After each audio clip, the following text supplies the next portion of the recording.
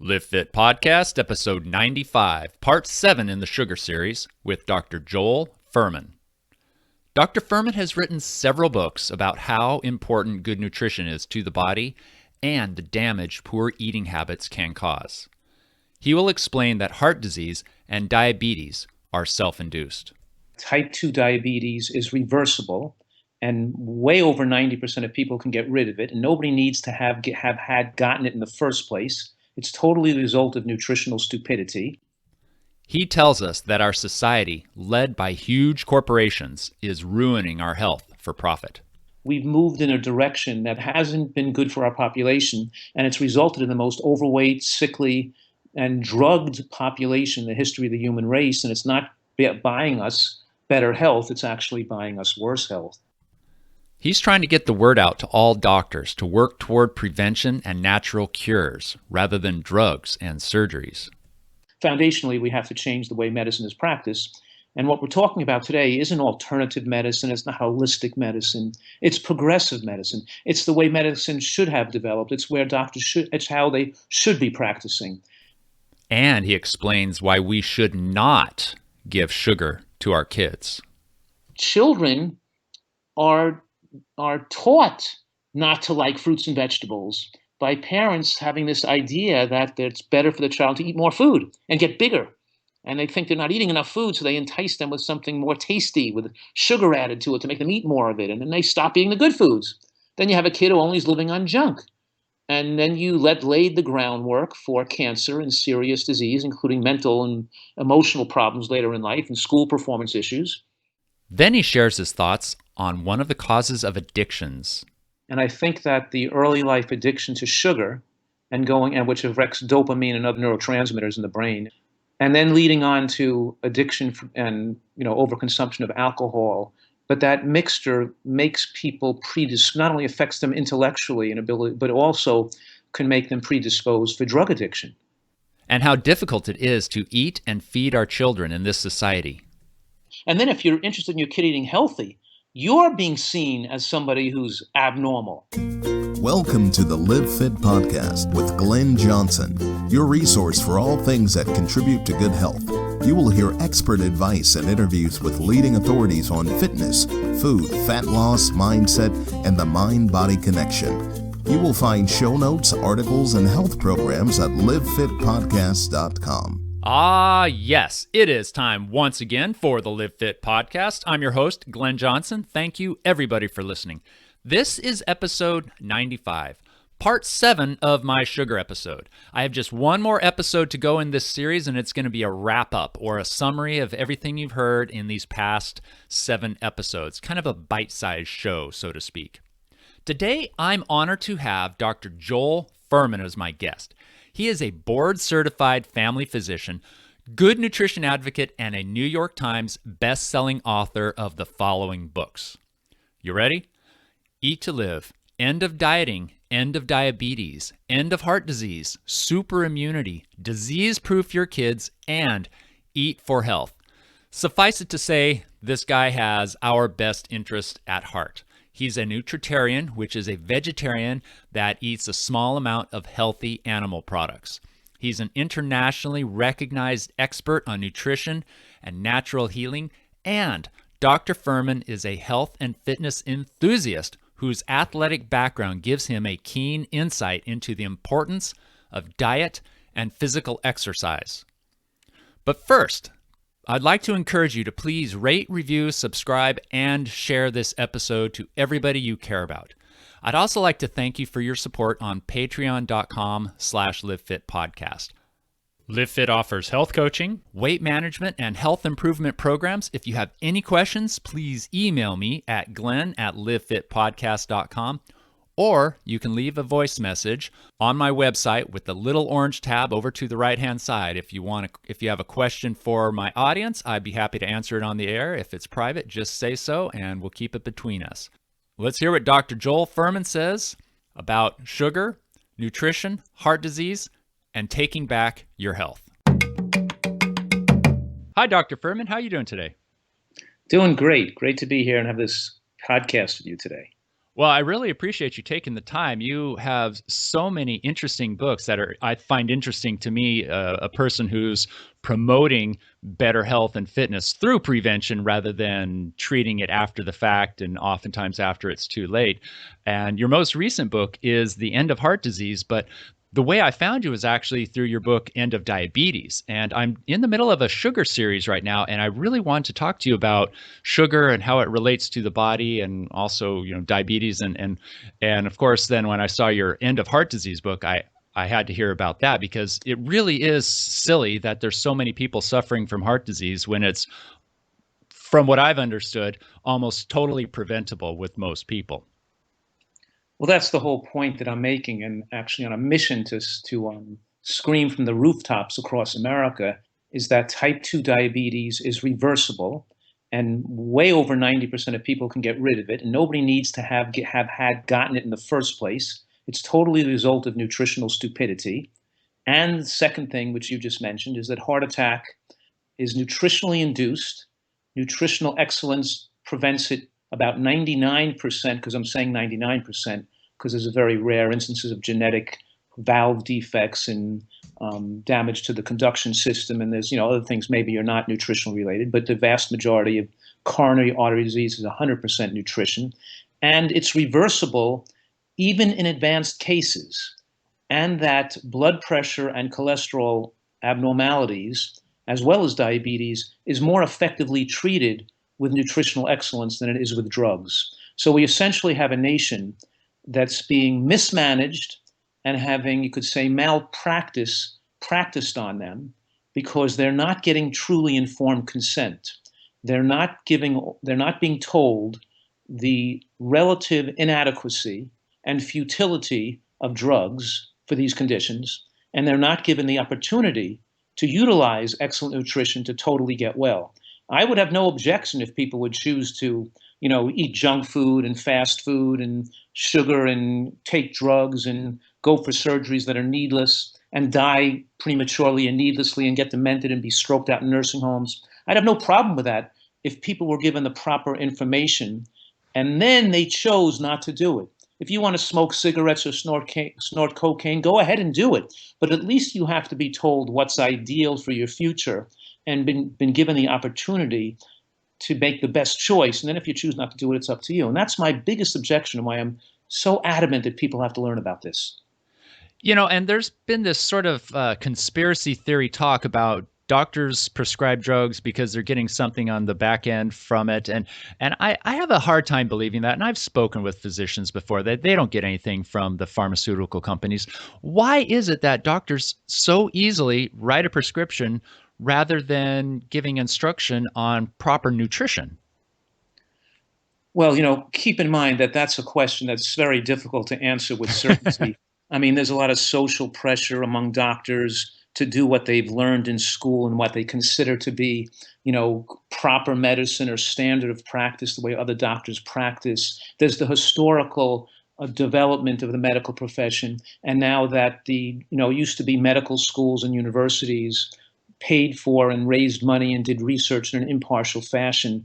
But now the drug companies themselves do the research and propose the studies that show their own drugs have efficacy, that are now tremendously biased in favor of the drugs, leading for a very distorted view of what's actually happening. So, and then doctors don't have the time to speak to people. They don't have the knowledge. They weren't trained properly in how to motivate, educate, and deal with food addiction and food and change people's food preferences. They're just inadequately trained to help people in this field.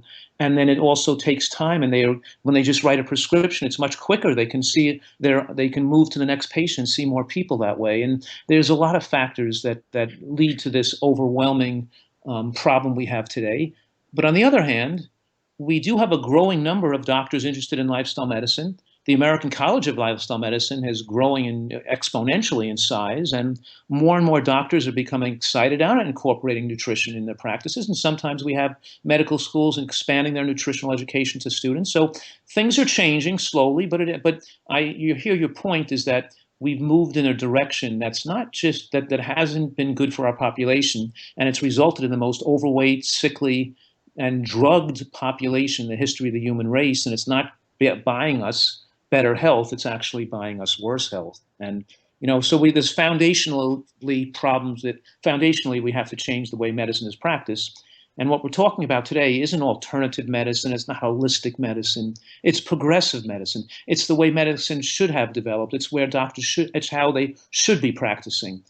And that's why in my book, The End of Heart Disease, I wrote it so it's a big book. It's a lot of pages, Mm-hmm. and it may be a little overwhelming in its size, but I wanted people to get that comprehensive informed consent, and I wanted doctors to feel confident with it, that they can give it to their patients, and they can feel that I in an unbiased fashion, reviewed all the scientific literature and all the studies on both sides of the issue and came to conclusions that were logical and well supported. So I feel that it can be utilized and is being utilized by the medical profession to properly inform their patients about these issues in nutrition before they just willy-nilly prescribe medications at the very start.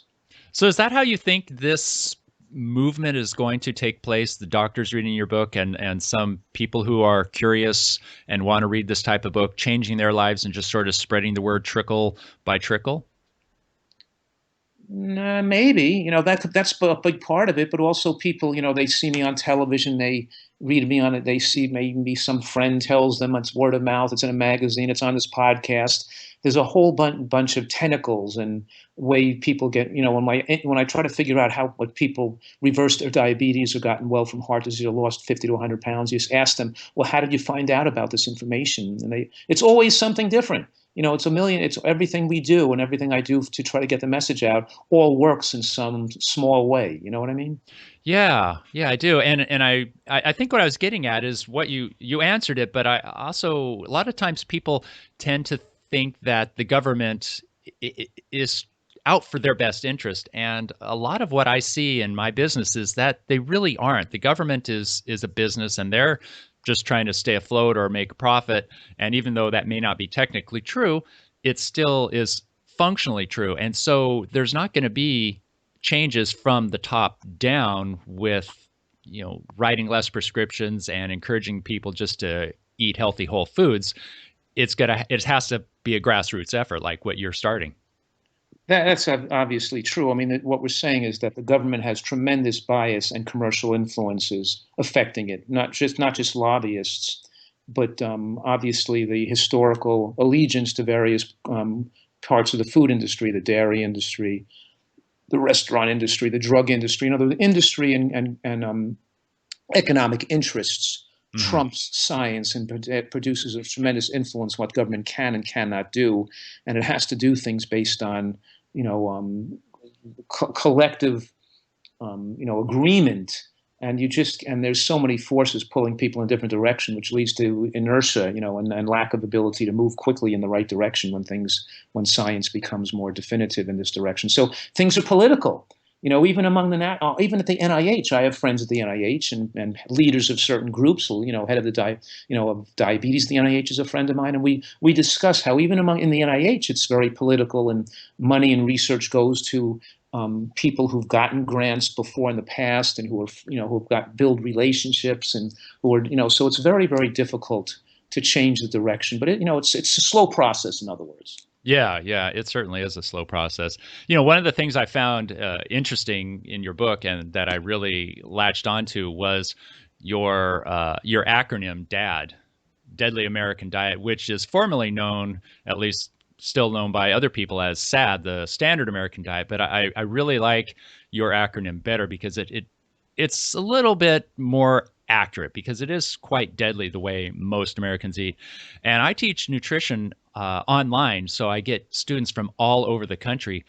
And sometimes these food journals I see when they record 3 days of eating, I honestly have to read it again and look at it and kind of question the integrity of the person because I don't know if they're joking or not, trying to get a rise out of me because what they have on their diets is so far-fetched of poor eating. It's if you were to write out a diet of the absolute worst things a human could eat in a day, this is it. Starting the day off with a can of Pepsi, getting some deep fried rotisserie thing from the convenience store, eating a burger, fries, and shake for lunch, and then a pizza and a 6-pack for dinner. I don't It's really crazy that people actually eat like that. And so it certainly is a deadly diet. Well, I always joke around and say the American diet's been designed by Al-Qaeda. But of course, we know that 55% of the American diet is processed food, highly refined processed foods, and about 32% are animal products. Out of the 10% that's supposed to be produce, about half of that is white potato products like French fries and mashed potatoes and ketchup. So Americans generally, as a whole, eat approximately 5% of colorful plant food, and of course, it's the perfect formula for not just for heart attack, diabetes, and obesity, but also for the epidemic of cancer and autoimmune disease that plague Americans, such as lupus and psoriasis and ulcerative colitis and asthma. But in any case, I'm saying that the same diet style that can reverse diabetes and heart disease and normalize your blood pressure and cholesterol can also protect you against cancer. And I'm also saying that the overall nutritional pattern that Americans eat leads to problems all throughout life and affects birth defects, autism, childhood cancer from what the mother ate during pregnancy, but also before she even conceived the baby. What she eats affects the health of her baby. So we're talking here about profound influences, even on intelligence and ability to succeed in life and do well in school, and affected by a poor diet. And so interfering with people's economic potential in life, keeping the inner cities who live on fast food and a lot of those convenience stores you brought up earlier, lack of having enough access to and exposure to and education about healthy food, limiting their potential to reach their genetic potential and get out of poverty. And the fact that aggressive behavior, even more propensity to criminal behavior is influenced by a poor diet. So many things that are destructive to the fabric of American society are the result of us living on fast food. And I consider fast food, not just fast food, restaurant food, but things in bags and boxes, and things that are high in flour and sugar and oil and salt and just anything that's going to be purchased fast, consumed fast, digested fast, and is otherwise, nutrient poor. So we're really, it's affecting the society, and we're exporting this way of life and seeing cancer rates increase all over the world, where there have been pockets of the world, large pockets of civilizations that had very, very low cancer rates, less than 100 times less than we've had. And now we're seeing skyrocketing rates of cancer all over the world as people are approaching and starting to ingest fast food and processed foods and cooperate and emulate what we do in America. Oh, it's really sad. I've been noticing this in the Asian countries as they've been picking up our bad habits. And it's really sad that they're not learning from what's happening to the health of our people. And it really is a national security issue when you think about it, because there's so many of our population that are weak and sick and unfit and addicted to substances and foods and sugars and things, that it really does make us quite incapable. So they're learning from us what they want, but they're not learning from us the harm that it's doing. Absolutely. I'll say something radical right now, but I think it's true. And I think that the early life addiction to sugar which affects dopamine and other serotonin and other hormones in the brain, other neurotransmitters in the brain, and makes you, and then leading on to addiction and overconsumption of alcohol. But that mixture makes people not only affects them intellectually and ability, but also can make them predisposed for drug addiction. And so I think that it's all intertwined, because the sugar is an addiction just like a drug, and we have a whole society in America that's essentially addicted to substance abuse, and the main substance they're abusing is food. That is fascinating. I've known for a while that sugar is addictive and that it lights up the brain in the same way that other addictive substances do, cocaine, heroin, etc. But I've never put it together the way you just did, that maybe those other substance abuses were caused by the addiction of sugar, and it's just kind of a progression or a maturity of this addiction, if you will.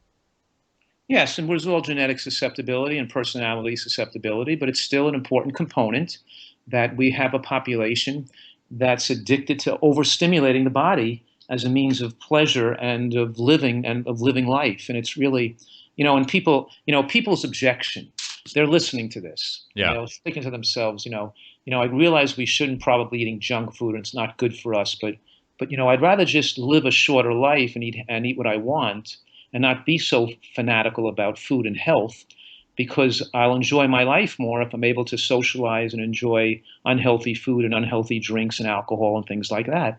And so they don't understand that myth, these addictive behaviors take over the brain, the primitive part of the brain, leading to irrational, illogical rationalizations like that to make people think that they're going to be happier with their being as sick as they are and being addicted to these substances like nicotine. The cigarette smokers do the same thing. They say, "I'd rather okay, well, I can't quit, and I'd rather just live my life and enjoy it. I enjoy smoking, and I'd rather die a shorter life." But they don't understand that that's part of the addiction.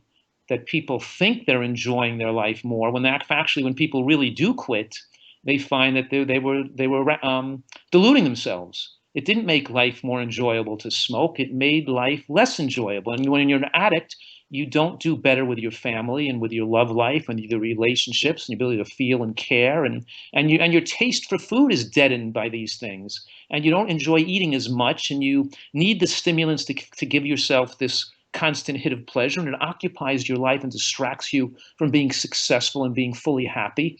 And so people don't even see that how they've been self-delusional to think that it's better for their lives to maintain these addictions and better for their lives to be more like the standard American person who obviously is overweight, pre-diabetic, has high cholesterol, and develops heart disease and cancer.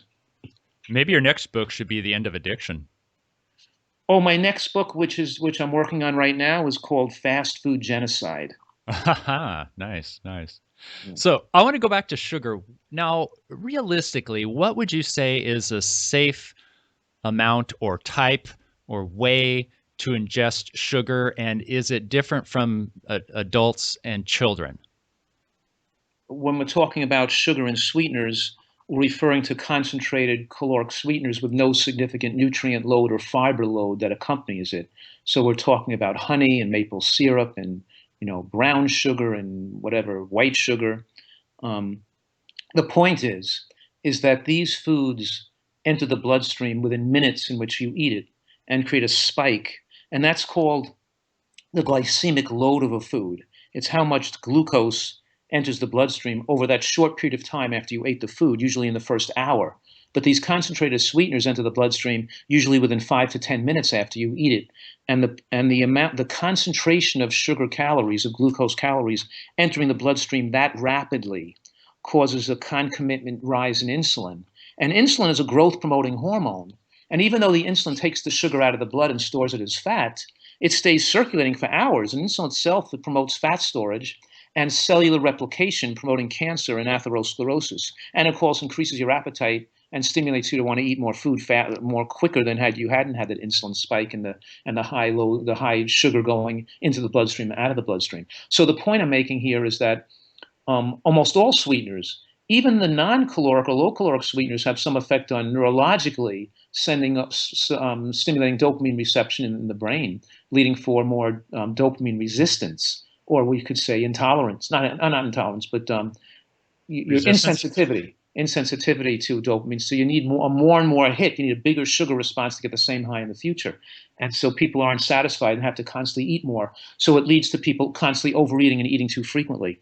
So what I'm saying right now is that when you eat fruit, such as berries or apples or peaches or oranges, you get the sugar in not just in a different form, but it's what accompanies it. It's the fibers, it's the polyphenols. When you take the sugar in the form of fruit, it is absorbed more slowly, but also the fruit leads to a buildup of a certain beneficial bacteria in the gut wall.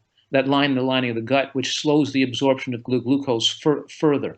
So it's also the right bacterial milieu which you get from eating fruits and vegetables. When you eat processed foods and refined foods like white flour and commercial baked goods and sugar and obviously overeating meats and cheeses and oils, in other words, the lack of these foods that don't have fiber and don't have polyphenols and phytochemicals, then you lead to a different type of bacteria that build up on the line of the gut wall. And then these foods are absorbed like oil and sugar much more rapidly, creating this bolus of calories into the bloodstream in such concentrated form, which obviously sets the stage for chronic disease. So let's say you're a person who doesn't like fibery foods, but you know fiber is good for you and you believe this, but you want to eat processed white flour and then maybe take a fiber supplement, or maybe in the other order. Is that acceptable? Does that help? Does that work? It doesn't really help. They have to be bound together. Like let me give an example. Like women who have breast cancer taking lignans from flax seeds over a 10-year period had a 71% decreased risk of death from the breast cancer. These women who had a diagnosis of breast cancer, followed for 10 years, one with the highest intake of lignans, which is a very low amount compared to those who hardly had any, had a 71% decreased death of breast cancer. The point here I'm making is that the lignans are bound to the fiber. And you can't, if you try to separate the oil or separate the food, you lose the beneficial effects. You have to take in the food in the way that nature intended it, because there's so many different parts of it that work synergistically. The way the fibers and the lignans are transformed into enterolignans by the bacteria in the gut you can't, if you remove it and do it separately, the body doesn't work on the bacteria, doesn't work on it the same way. The same thing when you have the fibers and the polyphenols and anthocyanins in a blueberry have protective effects on the endothelium on the blood vessel and on the brain cells, which you're not going to get it if you take it in a pill form. You could separate those out and you don't get as much of the same benefits, because the same thing in the broccoli. The joke is the active ingredient in broccoli as protective against cancer is broccoli.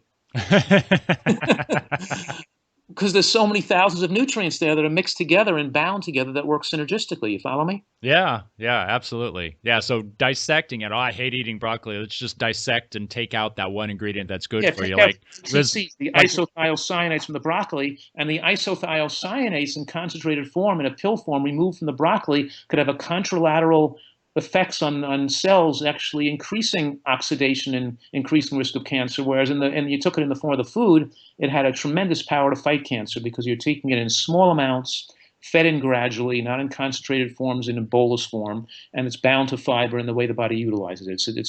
It's nature. It's very hard to duplicate nature. Yeah, it certainly is. Now, as far as sugar goes, is there a safe amount a person can eat? And I also want to know about children. It seems to me that it's more important that children do not eat sugary foods, high sweet foods, because that kind of sets them up for a lifestyle, a taste palette of expectations of what's normal and natural as they grow into be adults. And then they have problems when they have physical problems and they need to change it. So is there a safe amount of sugar to eat, or should they only eat whole fruit, period? Well, first of all, I strongly agree with what you just said, because what you're saying is important to reiterate a bit, and that kids who are given sweets aren't going to want to eat fruit. They're not going to want to eat vegetables. When you eat those sweeteners, it deadens your taste buds to make a strawberry not taste as good anymore. Right. Now you require things that are sweeter, and you no longer. So our sweet tooth is there to direct us to be eating, and our eyesight, which can see color, is there to direct us to see ripening and sweetening fruits that contain fibers and phenols and antioxidants and phytochemicals. So we've, hijacked that with sugary treats. So now children are directed, and we're animals, right? We're like, if you give it to a rat, you give a rat, a cotton candy or a sugar made with a commercial baked good made with white flour, sugar, and oil. They'll stop eating their normal rat chow. They'll stop eating vegetables. They'll stop eating berries. They'll just eat the sugar oil containing substance until they eat themselves to death. Mm-hmm. And it's the same thing if you give the rat a cocaine to an animal. They'll eat the cocaine. They'll stop eating food. They'll just keep hitting the button for more cocaine until they die of starvation, until they kill themselves with the addictive substance. Children are taught not to like fruits and vegetables by parents having this idea that it's better for the child to eat more food and get bigger. And they think they're not eating enough food, so they entice them with something more tasty, with sugar added to it to make them eat more of it. And then they stop eating the good foods. Then you have a kid who only is living on junk. And then you laid the groundwork for cancer and serious disease, including mental and emotional problems later in life and school performance issues. And one thing I'd like people to consider is that our cells are more susceptible to damage when they're young. And that the major cause of breast cancer and prostate cancer is what we ate when we were in our childhood, not what we ate in adulthood. That even though we have to eat super healthfully to undo that damage in adulthood, the primary cause of early menopause, early puberty, is what you eat before the age of 5 even. But in any case, keep in mind that the cells, when they're growing, and when children were growing, the DNA unravels itself. Instead of the rubber band of DNA being tightly wound, like the rubber band tightly wound on a golf ball, it unwinds the size of a football field now. And it's more potentially damaged from free radicals and methylation defects. And that little damage accumulates, is cumulative. And when it gets to a certain point, the cell is predisposed more to cancer. So what I'm saying now is these little nicks on the tree that eventually make the tree topple over, those nicks accumulate more when we're children from the bad choices and how our parents allow us to eat.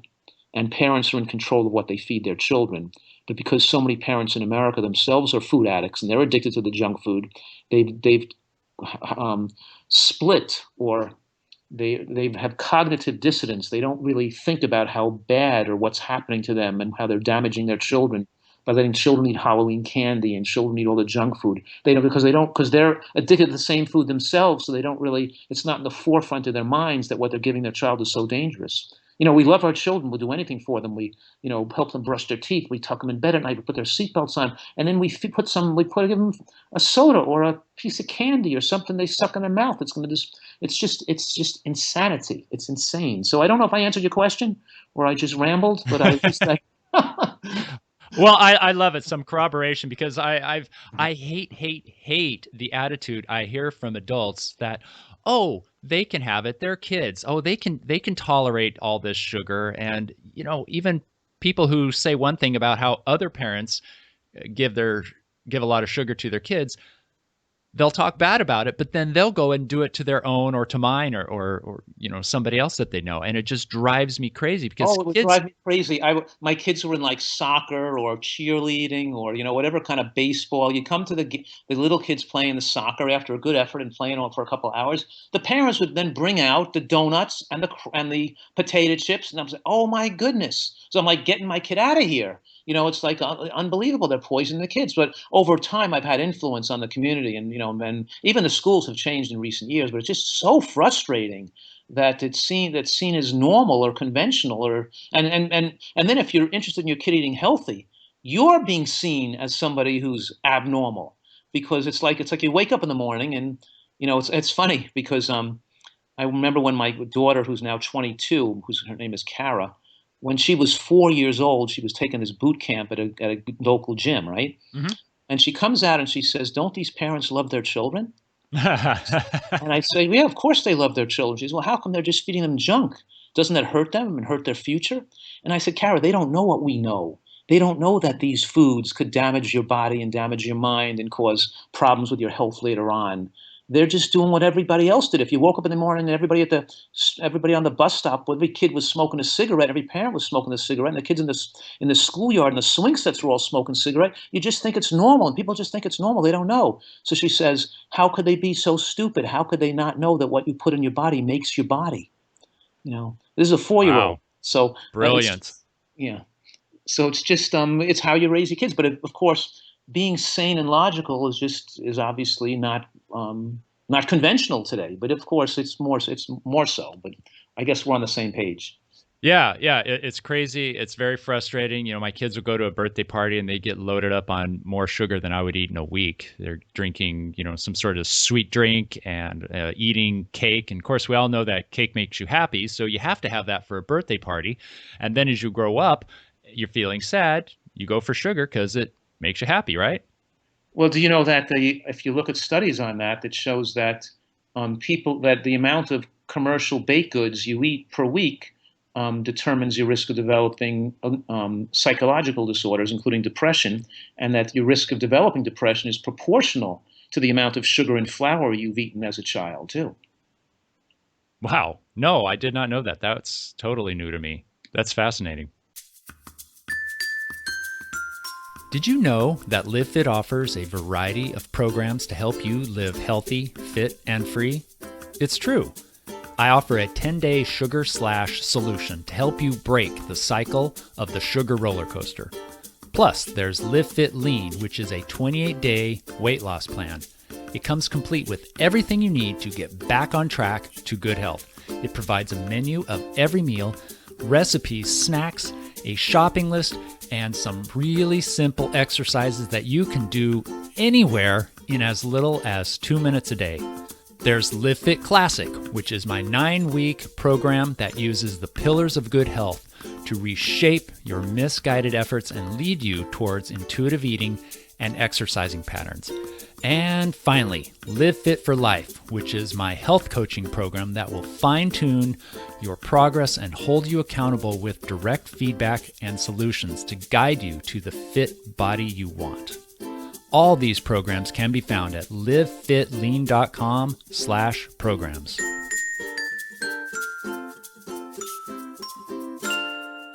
While we're speaking of sugar, and I think everybody knows that carbohydrates and sugar in particular raises insulin levels.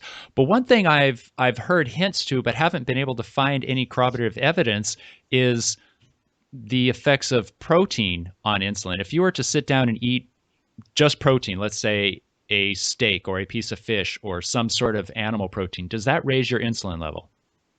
Yes, it does. It raises, but it has a more of a powerful effect on raising insulin-like growth factor 1. That's IGF-1. And insulin-like growth factor 1 binds to the insulin receptor and has effects on growth promotion like insulin does in fat storage. But the problem is that when you take in excessive amounts of animal protein and sugar, then the effect works synergistically because IGF-1 and insulin can increase their cancer-causing potential when they're both activated simultaneously. So what I'm saying and what you fed me into this response was that the American diet of macaroni and cheese or a sub with meat and white bread and the ham sandwich or the pizza, that combination of flour and animal product particularly would be more dangerous than the animal product eaten with green vegetables and beans or the white flour eaten just with vegetables and beans. So when you mix it, it's actually worse.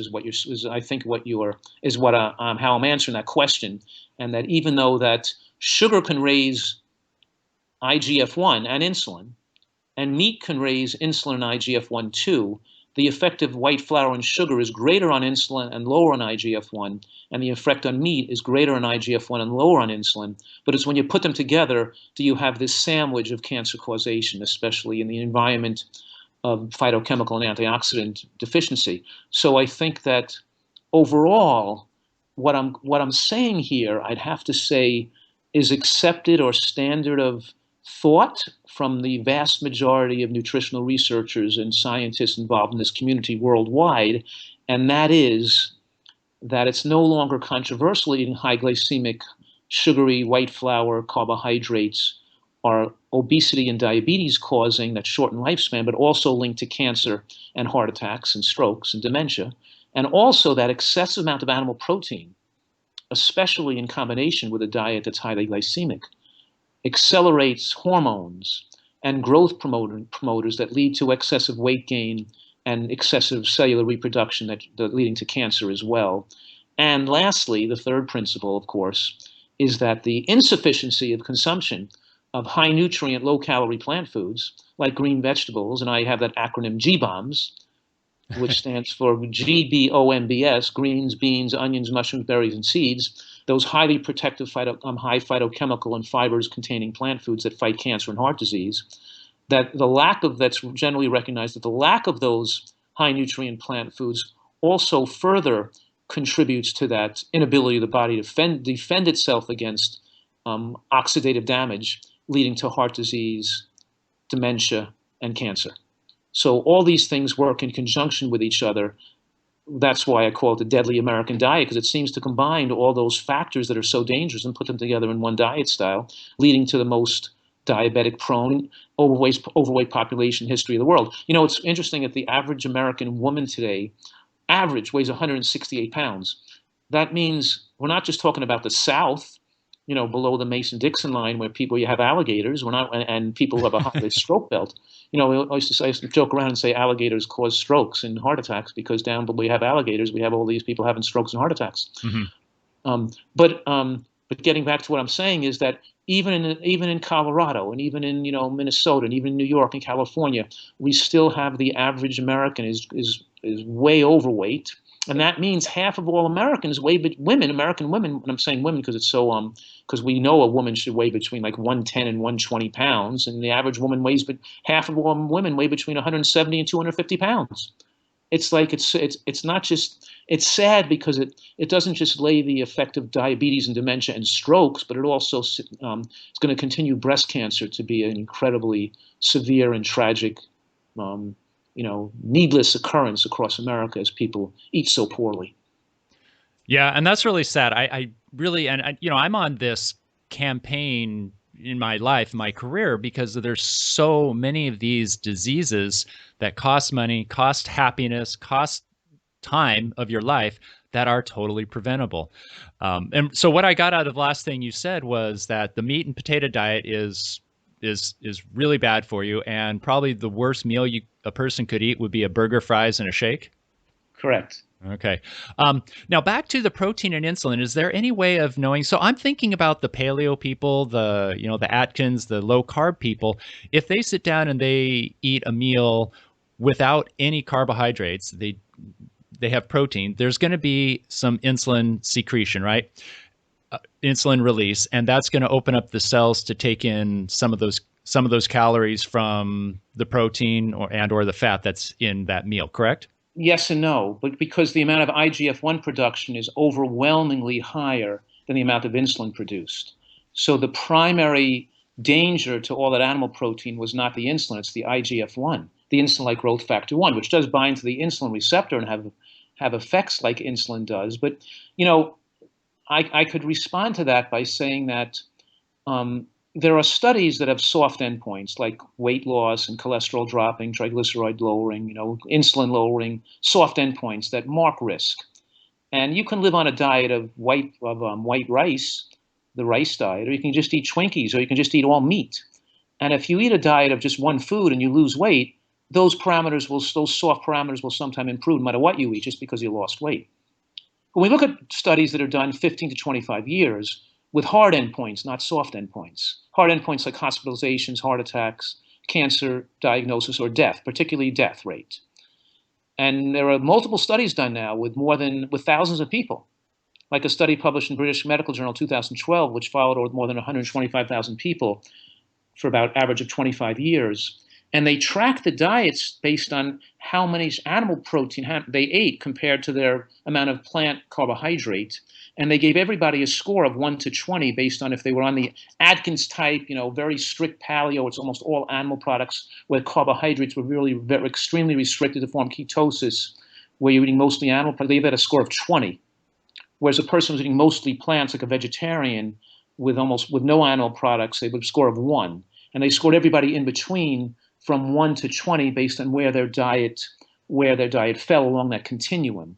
And they found that those with a score above 16 had a 60% increased risk of cardiovascular death over that 25-year period compared to those people with a score below 10 or below 5. The point I'm making is that I'm just explaining one study.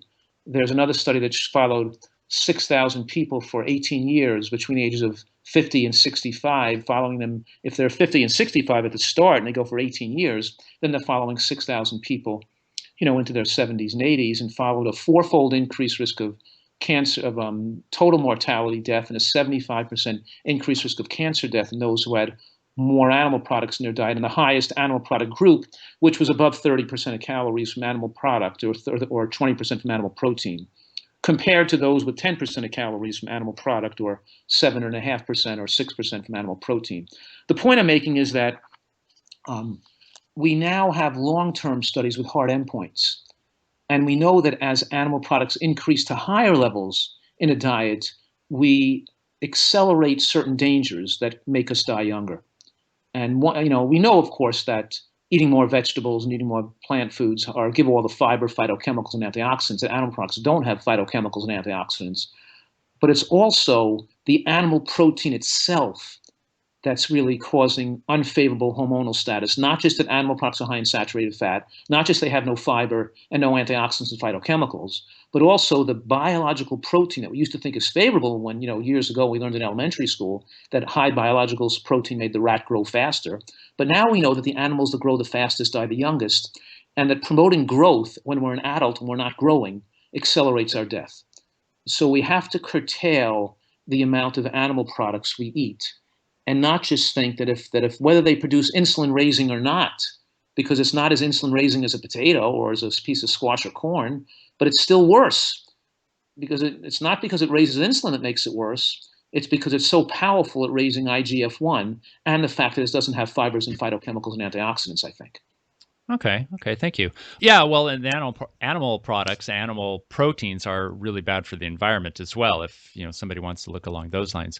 Now, I'm thinking about the reason I asked that question is because there are so many people that are avoiding carbs and potatoes and starches and all those different types of carbohydrate foods with the idea that it's better for them and less chance of contracting diabetes. So tell me, if you can, as best you can, how are type 2 diabetes contracted, and maybe separate the difference between the insulin resistant and the pancreatic exhaustion type? I will, but if I could just address what you said there, because I just want to make this clear that I'm also agreeing with those people that are avoiding high glycemic processed carbohydrate foods as being detrimental, that white bread and white rice, and I always say the whiter the bread, the sooner you're dead. Yeah. That white bread isn't much different, a bagel, a croissant. You go to a restaurant, they sit down and they give you a big thing of Italian bread and people shoving down the bread. That's the same as eating candy. It's the same as just sucking on sugar cubes. It turns into glucose in the bloodstream. It has no nutrients in it or no fiber. It's high glycemic load food. So white rice, even white potato, are not favorable foods for overweight diabetics. And so we're in agreement on that. But the problem is, when you remove those foods, I want people to then eat more beans and more green vegetables and more nuts and more seeds and more mushrooms and onions and more berries and more. There are so many other healthy, colorful plants that are low glycemic that protect you against disease. You're not supposed to be removing the high glycemic load refined carbohydrates and then substituting more meat. You're supposed to be removing them and substituting more low glycemic plant foods like beans and nuts, which also are incredible foods, because beans are slowly absorbable carbohydrate and resistant starches, which enter the bloodstream very slowly with a very low glycemic load. Nuts and seeds have adequate protein, but not excessive protein. And because their proteins don't have excessive branched chain amino acids and methionine, that doesn't raise IGF-1, but they promote normal growth, but not excessive growth, or the same thing. And they protect against weight gain and diabetes and heart disease. So we're saying here that the right foods that people should be eating, not eating the wrong foods. You can't take one wrong food out and put another wrong food in. You know what I mean? And that's what Right. The whole problem with nutritional research is. People cut out the saturated fat and they put in the high glycemic carbohydrates and things get worse. And they say, well, fat's good. Didn't make fat good because something else was worse. You follow me? Oh, yeah. The question is, what's best to put in there? Okay, so now getting back to the other question you asked, which was The cause of diabetes, or type 2. The cause of type 2 diabetes, right. So a lot of people know that type 1 diabetes is destruction of the beta cells in the pancreas due to an autoimmune reaction in most cases that happens in childhood when children are eating poorly, but mostly because they get in conjunction with some viral exposure. We think it's mostly antibodies to the Coxsackie virus that cross-react and damage the beta cells in the pancreas. So it's a combination of factors. There's also, so there are other potential influences. But, it's funny because I do have a couple of young type 1s between the ages of 5 and 7 years old that have come to me early on when they were first diagnosed, who've now gotten completely well, that don't have type 1 anymore. Wow. I'm not saying type 1 is reversible once you've had it for years when you're older, but when the early stages, you're still in there's still to be a honeymoon period where the body is not like completely damaged everything in the pancreas, where I've seen in some cases, I've been able to had my patients reverse it. And I have these kids that are like unbelievably strict in eating perfectly. They eat because they're 6 years old or 7 years old, and they won't touch anything that isn't super healthy because they want to get rid of their diabetes. So it's just so rewarding to see these children so psyched up and motivated to do what's perfect. Okay, but getting back to your question, then you have the 95% of diabetics that are type 2s, and the vast majority of those are developed insulin resistance. And that means their beta cells are burning out and not producing as much insulin because of the stress on them through the life. But most of their high glucose in their blood is caused by the body not being able to utilize adequately the insulin that's produced, because fat on the body blocks the uptake of insulin. And when you especially have the unhealthy fats and the unhealthy carbohydrates and the unfavorable hormonal milieu, it leads to the body unable to blocking insulin receptors and requiring more insulin to accomplish its job. So when the beta cells the pancreas become overworked, have to secrete between 5 to 10 times as much insulin as a normal person who's thin and eating right might need to utilize. And after years of that pushing out so much insulin, they get burnt out, and the beta cells start to only produce more normal amounts of insulin, which isn't enough for this overweight person, and the glucose levels start to rise. But as I discussed earlier in this conversation, the glucose elevated in the bloodstream isn't causing all the damage. The excess insulin is causing the damage as well. So even before that person is diabetic, even the pre-diabetic stage is when the glucose levels were normal and the insulin levels were elevated, damage is occurring and aging is accelerated. And when you take drugs to make the pancreas work harder to produce insulin, lower your blood sugar, or you make drugs that like insulin, which make you gain more weight, and it makes the problem worse, not better. These sulfonylureas that push the beta cells have been shown to actually accelerate the rate at which diabetes develops and increase the morbidity from the disease the more you use these medications. The point I'm making is that to get people well, we have to get them on the right diet and get them losing weight and get them exercising. That drugs cannot do what lifestyle medicine does. So you can't drug yourself to wellness. You can only eat and exercise yourself to wellness. Good. I love it. Well said. Well said. I want to go back to I have a follow-up question with what you said. Now, you touched on this, and I just want some clarification. So there's two types of type 2 diabetes. One is cells are insulin resistant, and the other is the pancreas is fatigued and won't put out enough insulin. Are they separate, or are they both happening simultaneously? They're both happening simultaneously. Gotcha. And every person has a mixture of those two, and some may have more of one or more of the other. But let's say I'm a person, like I weigh 150 pounds, okay? And I produce X amount of insulin. But if I gain 20 pounds, my body might require 2X insulin. If I gain 50 pounds, it may require 5X. If I gain 75 pounds, it may require 10X insulin to keep my glucose under control. But I'm not diabetic. I'm just producing 10 times as much insulin as a person of normal weight produced. I'm not diabetic because my glucose numbers are normal. But over the years of being overweight, having to produce 10 times as much insulin for another 5 or 10 years, my beta cells, it's straining them to work so hard, they'll eventually decrease in their capacity, and they'll slowly burn out and I'll only produce 5 times as much insulin as a normal person produces. Now, I'm diabetic now, producing 5 times as much insulin as a normal person because my glucose is elevated because my body needs 10 times as much insulin. But if I lose weight and get healthy, even with the beta cells injured, I believe some of those beta cell function can come back. But even though the beta cells are injured, there's extra capacity there. And for a normal weight person, even these injured person with injured beta cells can produce enough insulin for a normal weight and for a normal diet. So once my diet is low, doesn't require a high glycemic, once my diet is not a high glycemic low diet, and it doesn't require so much insulin, and once I'm thinner and I'm less insulin resistant, my glucoses can come to normal, even though my beta cell reserve is not quite normal. I still can be in the non-diabetic parameters, have non-diabetic parameters. Wonderful. Now, when you say that cells are resistant, does that mean it's all cells of the body, or are they certain groups, certain types of tissue? Is there any knowledge on this? Yes, it's some cells more than others, but also all cells. But we're saying that cells that utilize glucose for energy, especially muscle tissue, So the more you have fat impregnated within your muscle tissue and surrounding it, and the more you have fat in your liver, and the more you have fat around you. We're talking about visceral fat is worse than the subcutaneous fat you can pinch on your waist.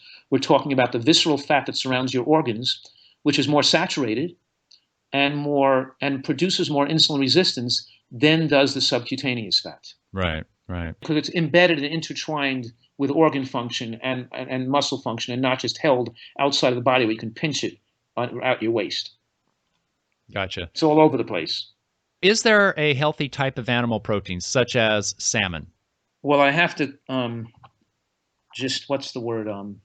quantify that between wild salmon and farm-raised salmon, because farm-raised salmon does have a high level of PCBs, dioxin-like compounds that are compared to even meat or commercial-raised meat because of what they feed the farm-raised salmon. So I would suggest that if people eat a little bit of fish, they have to get wild fish, and obviously there's not enough wild fish to go around to feed humanity anyway. But in any case, the answer to your question is that red meat is double the calories, 100 calories per ounce, compared to white meat and fish, which is 50 calories an ounce. If you're trying to keep your animal product consumption below 10%, and I recommend most people keep it even 5% or below, but if you're trying to keep it to low levels, then yes, there are certain animal products that are better than others. Wild fish might be good, or white meats, or wild meats, or small meat game might be better. But yes, most important is use animal products as a condiment, as a flavoring, as a small addition to the meal, and not as a huge portion on your plate, because of the amount of animal products people eat gets to be have an overwhelming different effect with a small amount and a large amount. And that would count for dairy and eggs as well, correct? Yes, except for that dairy has more IGF-1 potential than does other animal products. So that would make chicken or fish or lizards and squirrels, rabbits more favorable than dairy products, than cow's milk. Because cow's milk was made for the cow to rapidly grow so rapidly that it actually has the particular amino acids mixed and other hormones that actually promote human growth hormone when we take in cow's milk. So I'm strongly advising adults not to consume dairy. Okay, interesting. Very good to know. And your book, The End of Heart Disease, has recipes in the back, correct? Yeah, I mean, it's got, that's the thing, is I've been doing this for 25 years, and I've got 1,500 recipes on my website rated by members, and I have, each book has between 60 and probably 80 recipes. My Eat to Live cookbook has well over 200 recipes, from some from gourmet and fine world-class chefs. So that's my point I'm making right now, is that because people are thinking, oh yeah, it sounds good, but but what about taste and flavor? Uh-huh. And I'm insisting that I can show people how to make healthy food taste just as good or better than other food. And I've proven that in a medical journal report. Actually, in 2012 issue of Nutrition Journal, I have a survey of 750 people, more than 750 people, who agreed that their eating style, that the Nutritarian eating style was actually tastier or just as good as their old eating style. And they did not lose pleasure in life from eating healthier. And actually their taste buds changed, got stronger, and their food preferences changed. So yes, there's some loss of pleasure in the first few months, but eventually when you learn the recipes and your taste buds adapts itself, there's not an eventual loss of pleasure, maybe increase the pleasure in eating, because you now have it taste good and you know it's good for you too. And we make great tasting desserts and everything else. So I'm insisting that you're not giving up enjoyment in life to add 20 years and not have heart attacks and strokes and diabetes. You follow me? I do. Dr. Fuhrman, I want to thank you for coming on the show. I think you are a wonderful resource. You have many books that people will find helpful to improve their life, prolong their life, give them healthier, pain-free lives. Eat to Live, End of Dieting, End of Diabetes, End of Heart Disease, Your Super Immunity. I love this one, Disease-Proof Your Kids. And then, of course, was this your first one maybe, Eat for Health? Yes, fasting and eating for health was over 20 years ago, one of my first books. But Eat for Health is more recent. That was 2011. Yeah. Okay. Well, I'm going to have links to your books and your website, drfuhrman.com, on my show notes page at the Live Fit podcast. Do you have any parting shots for us?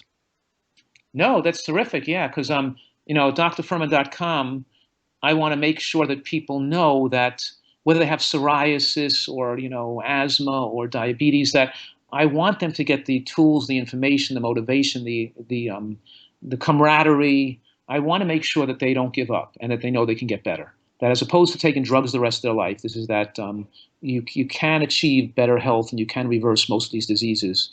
And that's why I want to make my services available. So if people really want to get well, they achieve that success. They achieve that accomplishment. They're going to have to make some changes in their life, but I think it really is as simple as that. Exactly. All right, Dr. Fuhrman, thank you once again for your time and your knowledge. It was overwhelmingly interesting for me. I could speak with you for several hours all on these subjects, but I'm going to let you go. And once again, thank you and have a great day. Terrific. You too. Good talking to you. Wow, what an interview. Wasn't that great? That guy is a wealth of knowledge. Thanks again, Dr. Fuhrman. I really appreciate you sharing your message with me and my listeners. It can really have a huge effect on turning around our lives and our health. And if you have heart disease or diabetes, know that you can reverse it naturally. You don't need drugs. I really liked how he said you can't drug yourself to wellness. I hope that gave you something to chew on and perhaps nudge you in the right direction to improving your health and your life. Be well. Thank you for listening to this episode of the Live Fit Podcast. Please subscribe and share with someone you care about. Read show notes, articles, resources, and learn more about our weight management programs at livefitpodcast.com. Once again, thanks for listening, and always remember to live fit.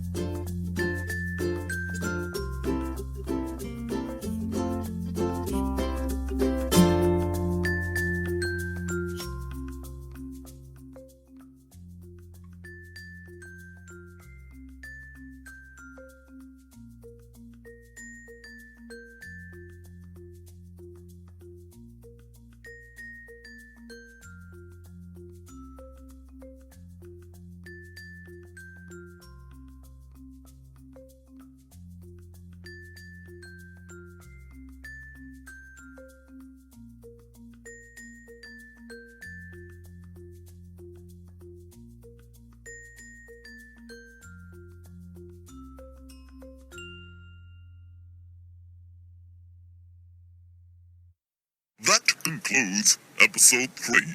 We will return shortly.